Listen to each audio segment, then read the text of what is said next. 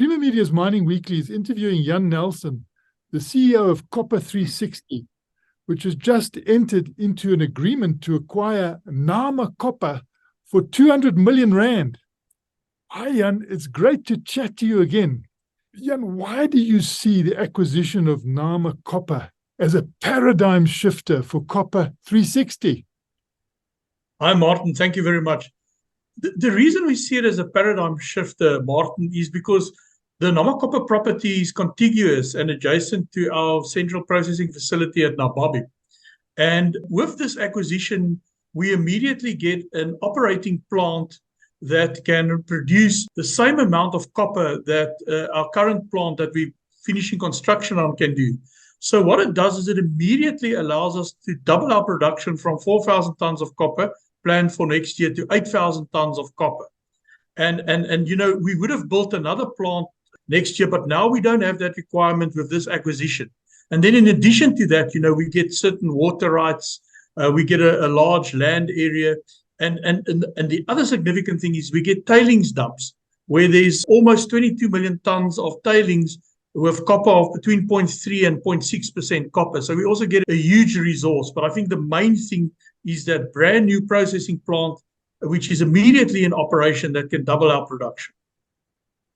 And that's quite a long list of advantages. But if I had to ask you to single out the foremost benefit of the acquisition of Nama Copper, the one that stands out most among the long list of benefits you've outlined, what would that be? Martin, it's definitely the fact that we get a brand new processing plant. That plant was treating slag, but it can treat sulfide concentrate. It's brand new. It's got a brand new mill. We know the plant quite well. It's virtually similar to the one we're building.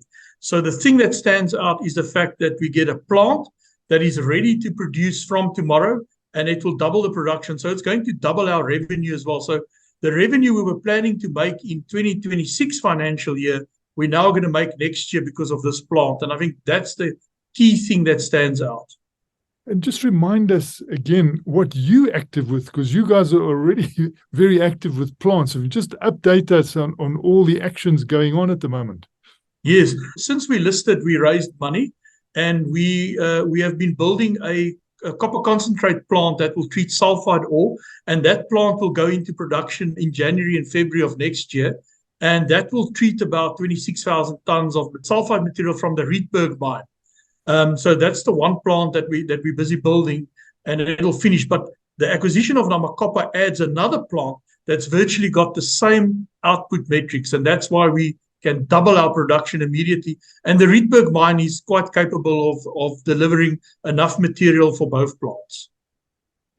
And I see there might also be an offtake from the people you are buying this from. So can you just give us an outline of that? Yeah, Martin, the fantastic part of the transaction is that the people we're buying the plant from, one of their sister companies, also is an off-taker of copper. And we've signed an off-take agreement with them on very favorable economic terms, where they will then take the off-take material from this plant that we're buying from them. But in addition to that, they're also providing us with a 50 million rand working capital facility. You know, so that's an absolute fantastic advantage for our company. And then you yourselves, I mean, have got a long way to go. You talk about Rietberg, but you've got a dozen type of Rietbergs on the horizon there, and you've also got 60 exploration projects. Yes, Martin. I mean, we are quite fortunate that we've got all this work, but we focused on Rietberg, and Rietberg's the work on Rietberg is finished, and that mine will start up early next year to provide ore to the plants. But we've now started work on the Homip East mine, which is similar to Rietberg, our geologists. And the work on that will be finished in the next quarter.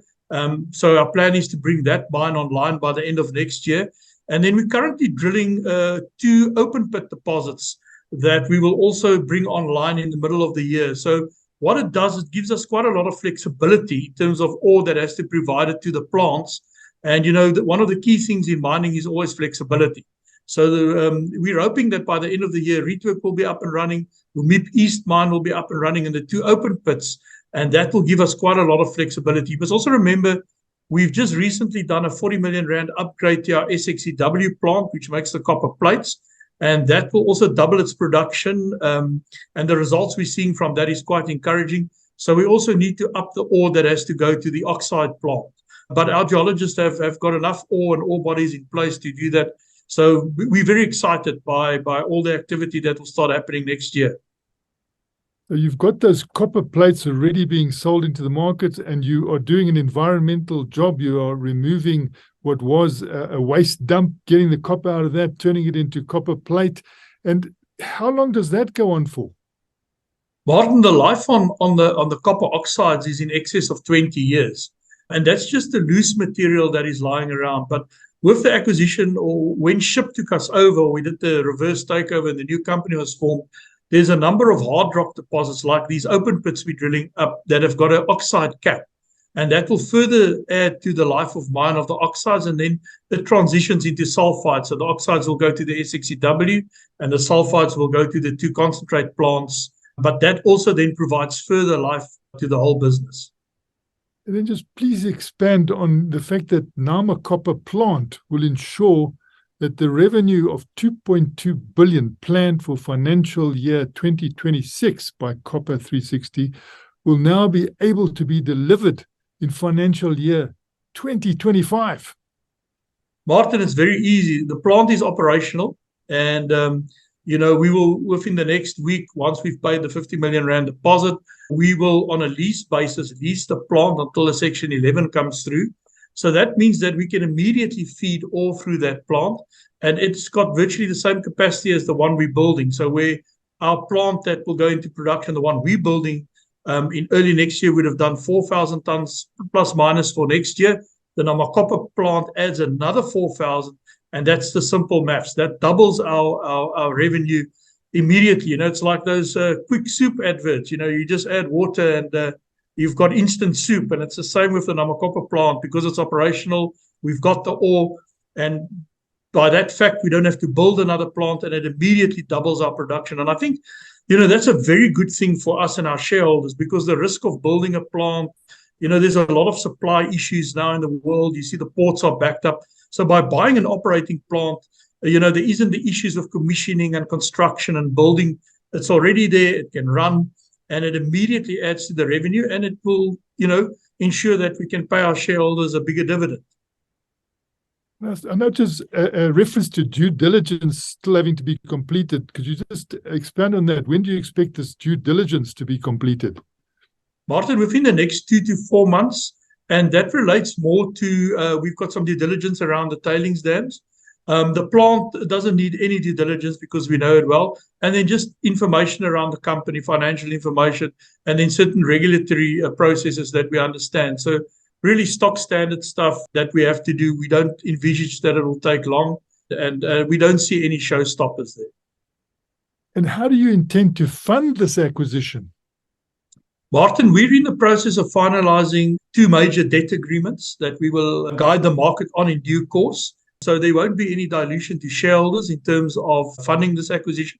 We have no debt on the balance sheet, and we're just finalizing those agreements as we speak, and they will provide the necessary capital to fund this acquisition. But what I think shareholders must also remember is that when the 2 plants are in full operational mode in February, the company will generate about between 70 and 90 million rand of revenue per month.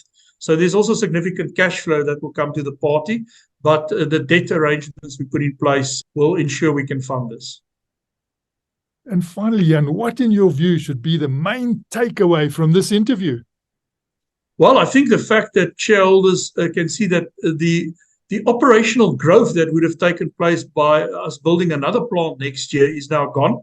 So that risk is gone. Management can focus on pushing these 2 plants to the max and can look forward to a bigger dividend and better cash flow. And a company that, with the cash flow that they're generating, is totally de-risked now. Fantastic news. That was Creamer Media's Mining Weekly, speaking to Jan Nelson, the CEO of Copper 360, which has just entered into agreement to acquire Nama Copper for 200 million rand.